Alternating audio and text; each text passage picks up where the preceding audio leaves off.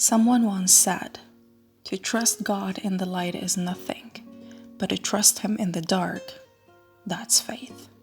He was right. That's the real test of a true believer. Patience. When you work real hard and wait for the outcome for so long and nothing seems to happen. When you pray from the bottom of your heart and nothing seems to change. When you see bad people getting all the good stuff and all the credit and you don't. When you lose it all and they don't. When bad things keep happening to you one after another. When you are on the verge of a mental breakdown and when enough is enough. Hey, it's Layla.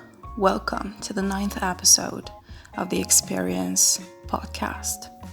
Today's episode is going to be a hope potion for all of you who have been tested. We all have been tested before at work, in relationships, at school, through everyday situations and through bad news. Why? What's the point? Well, the purpose of these tests is for you to learn to be better and to have a pure heart by the end of your journey in life. So don't consider whatever you're going through right now as a punishment, a bad luck, or a curse, because this rocky road you're currently walking is only part of your journey. So don't just go through it. Instead, try to grow through it. Believe me, God is trying to teach you something that will serve you later in life. It's all part of the process. I know it for a fact, and I know this seems too enigmatic for your mind to grasp right now, but it will make sense in the end. Trust God's timing, because it's always perfect. It's never too early, never too late. See, when I used to stand in front of the copying machine for hours in a row trying to finish a work that I hated on time, that was a test that taught me patience. When people at work used to throw me with words harder than stones in an attempt to push my buttons, that was a test that taught me how to deal with toxic people. When I once was rejected, that was a test that taught me to depend on myself and do my own thing. When some of my friendships didn't work in the past, that was a test that taught me to love myself first and to set my standards for the next friendship.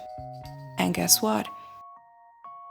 I ended up having a better job, more patience to deal with toxic people and hate comments on social media, a stronger character, and better friends.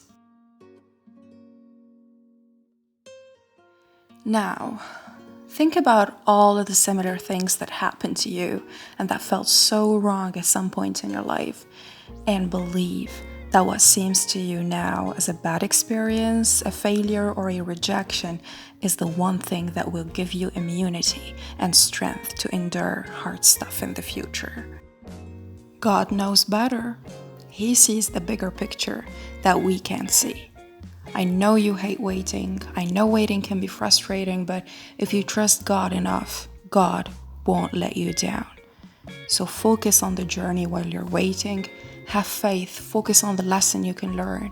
Build a strong character and be ready, because your prayer will be answered at the exact right time in the most extraordinary way. Don't give up. Don't lose hope. Don't lose faith.